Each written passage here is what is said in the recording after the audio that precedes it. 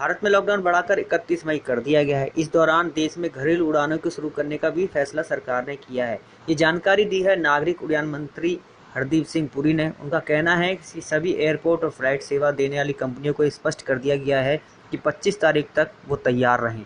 1 जून से रोजाना चलेंगी लगभग 200 ट्रेनें और जिसके लिए ऑनलाइन रिजर्वेशन की प्रक्रिया चालू हो गई है। बुधवार को ये जानकारी दी गई कि खाने पीने की व्यवस्था जो रेलवे स्टेशन पर होती थी उसके लिए भी फूड प्लाजा खोले जाएंगे, लेकिन वहां पर आप बैठकर खाना नहीं खा सकते हैं। 1 जून से शुरू होने वाली ट्रेनों को लेकर भी गाइडलाइन जारी की गई है।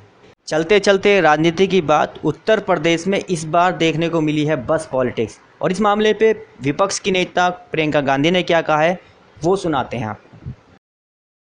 कड़ी धूप में बगैर खाए पिए पैदल अपने गांव की ओर चल रहे हैं। ये लोग देश भर से आ रहे हैं, कोई गुजरात से आ रहा है। कल मैंने एक वीडियो देखा, एक लड़का जम्मू कश्मीर से चलकर सहारनपुर तक गया और उसको आगे बिहार तक जाना था। इसी तरह से आप सब ने देखा कि कई बहनें गर्भवती हैं। गर्भवती होते हुए 6 घंटे 8 घंटे कड़ी धूप में चल रही हैं। कुछ लोग अपने बच्चों को गोद में लेके जा रहे हैं, कुछ टूटी हुई साइकिलों पर जा रहे हैं। एक और वीडियो मैंने देखा कि एक दादी दादा अपने पोती पोतों को उठाकर, इस तरह से दादाजी उनको उठाकर एक झूला सा बनाया था उसमें उनको रख के उठाकर चल रहे थे। अब हम सबको अपनी जिम्मेदारी समझनी पड़ेगी। ये सिर्फ भारत के लोग नहीं हैं, ये भारत के वो लोग हैं जो भारत की रीढ़ की हड्डी हैं, जिन्होंने ये इमारतें बनाई जिनमें हम रह रहे हैं, जिनके खून और पसीनों से ये देश चलता है। हम सब की जिम्मेदारी है इनके प्रति, मेरी है, आपकी है, सरकार की है, हर राजनीतिक दल की है। इसलिए मैं समझती हूँ कि ये राजनीति करने का समय नहीं है। बहुत ही स्पष्ट हूँ कि हर राजनीतिक दल अपने राजनीतिक परहेजों को दूर करते हुए सकारात्मक भाव से, सेवा भाव से लोगों की मदद में शामिल हों। तो उत्तर प्रदेश की जो कांग्रेस पार्टी है, इसी भावना को लेकर जैसे ही लॉकडाउन की अनाउंसमेंट हुई उसके अगले दिन हमने हर ज़िले में वॉलंटियर ग्रुप बनाए, जिसको हमने कांग्रेस के सिपाही का नाम दिया।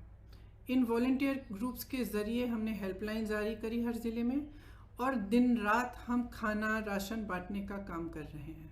इसके अलावा हमने सांझी रसोइयाँ खोली। उसके अलावा हमने हाईवे की टास्क फोर्स बनवाए जो हाईवे पे जो चल रहे हैं उनकी मदद के लिए है।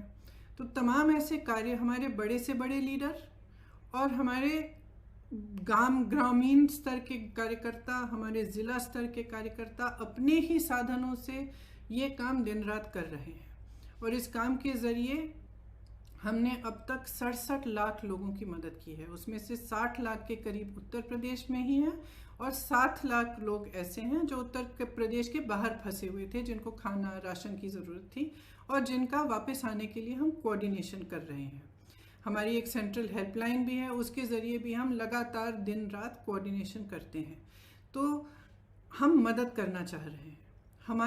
हमारी भावना शुरू से सकारात्मक रही है और सेवा का भाव हो रहा है।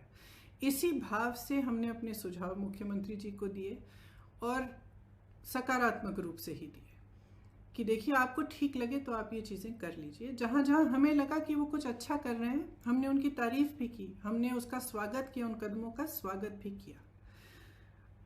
कुछ समय से हम कह रहे थे कि यूपी रोडवेज की जो बसें हैं उनको प्रवासी भाई बहनों के लिए उपलब्ध करा दीजिए, ताकि उनको जो पैदल चल रहे हैं वो बसों में बैठकर बसों में बैठकर सुरक्षित तरह से अपने घर गांव पहुंच पाए।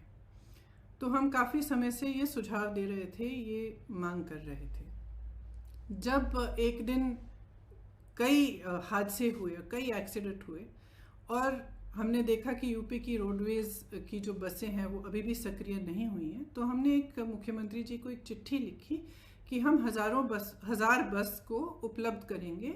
गाज़ियाबाद और नोएडा बॉर्डर पर हम इन बसों को रोक देंगे और आप अगर अनुमति देंगे इसके संचालन के लिए, तो जो प्रवासी भाई बहन दिल्ली और एनसीआर क्षेत्र से चल रहे हैं उनको हम इन बसों में बिठाकर अपने घर तक पहुंचा देंगे। तो अगले दिन मुख्यमंत्री जी ने ये ऐलान किया कि यूपी रोडवेज़ की 12,000 बसें हैं, इन्हीं का इस्तेमाल होगा और आपकी बसों की ज़रूरत नहीं है। तो हमने 17 तारीख को सुबह 500 बसें गाज़ियाबाद में खड़ी की थी, हमने उनको वापस भेज दिया।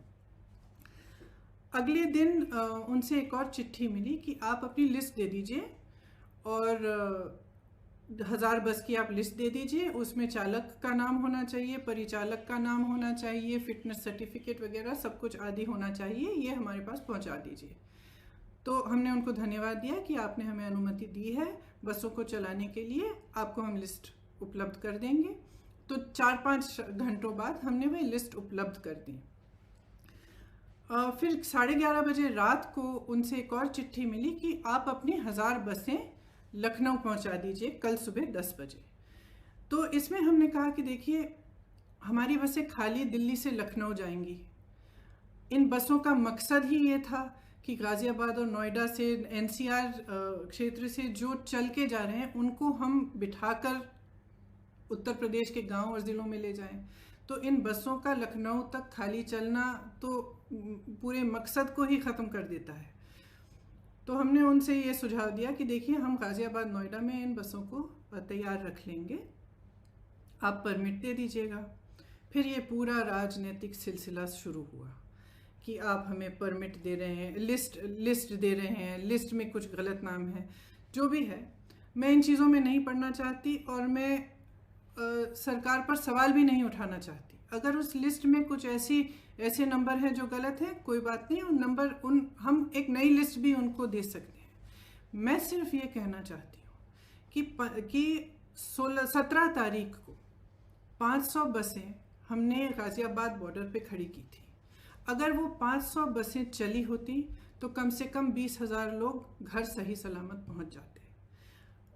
कल हमने 900 बसें, 500 बसें राजस्थान के बॉर्डर पर और राजस्थान यूपी के बॉर्डर पर, और 300 से अधिक बसें, जिनकी पूरी टोटल संख्या 900 के करीब थी, हमने गाज़ियाबाद बॉर्डर पे, दिल्ली बॉर्डर पे हमने उपलब्ध कराई।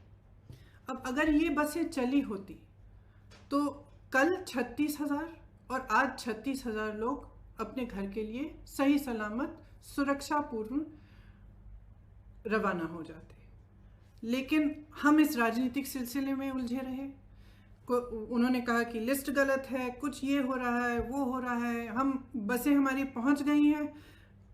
कल 4 बजे से हमारी बसें बॉर्डर पे खड़ी थी, उनको आगे परमिट यूपी के, जहाँ पे उन्होंने कहा था कि यहाँ पे हमें गाज़ियाबाद और नोएडा में 2 पॉइंट्स दिए थे, यहाँ तक पहुँचाइए, वहाँ जाने का परमिट ही नहीं दे रहे हैं यूपी के अंदर। तो बसें खड़ी रहीं, आज भी खड़ी हैं। अब मैं सिर्फ ये कहना चाहती हूँ कि देखिए, 4 बजे 24 घंटे हो जाएंगे कि ये बसें उपलब्ध हैं। अगर आपको इस्तेमाल करनी है तो इस्तेमाल करिए, हमें अनुमति दीजिए। आपको भाजपा के झंडे लगाने हैं इन पे, अपने भाजपा के स्टिकर लगाने हैं तो बेशक लगाइए, बेशक लगाइए। आपको अगर कहना है कि आपने उपलब्ध कराई हैं तब भी कराइए, लेकिन इन बसों को चलने दें। क्योंकि जब तक हम इस राजनीतिक उलझन में पड़े रहे हैं ना, जब तक आप अजीब अजीब से बयान दे रहे हैं और तमाम इश्यूज उठा रहे हैं, तब तक हम कम से कम 92,000 लोगों को घर पहुंचा सकते थे। और वही 92,000 लोग आज धूप में चल रहे हैं, उनके सामने तमाम मुसीबतों को झेलते हुए चल रहे हैं। तो मैं सिर्फ मुख्यमंत्री जी से ये आग्रह करना चाहती हूँ, हमारी बसें वहाँ पे 4 बजे तक खड़ी हैं, आपको इस्तेमाल करनी है तो आप हमें परमिट दीजिए, अनुमति दीजिए कि हम उनका संचालन कर सकें। अगर आपको नहीं इस्तेमाल करनी है तो भी कोई बात नहीं, हम उनको वापस भेज देंगे। हमने 3 दिन पहले भी वापस भेज दिया था 500 बसों को, हम वापस भेज देंगे। जिस तरह से हम लोगों की मदद कर रहे हैं, जिस तरह से हमारे लोग हर ज़िले में, हर शहर में, हमारे कार्यकर्ता प्रवासी भाई बहनों के और लॉकडाउन और महामारी से जो पीड़ित लोग हैं उनकी मदद कर रहे हैं, उस तरह से हम करते रहेंगे। हमें कोई परवाह नहीं है कि आपकी बसें हैं या हमारी बसें, हम सिर्फ एक सेवा भाव से मदद करना चाह रहे थे। तो मैं कहना चाहती हूँ अपने ख़ास तौर से अपने प्रवासी भाई बहनों से जो इस संकट में हैं और जो पैदल चल के जा रहे हैं कि कांग्रेस का एक एक कार्यकर्ता, एक एक नेता आपके साथ है। आप उत्तर प्रदेश के जिस ज़िले से, जिस शहर से गुजरेंगे, हमारे लोग आपको मिलेंगे, आपको खाना उपलब्ध करेंगे, आपके लिए पानी उपलब्ध करेंगे, आपकी कोई भी सुविधा की ज़रूरत हो वह उपलब्ध करेंगे। हमारी जो क्षमता है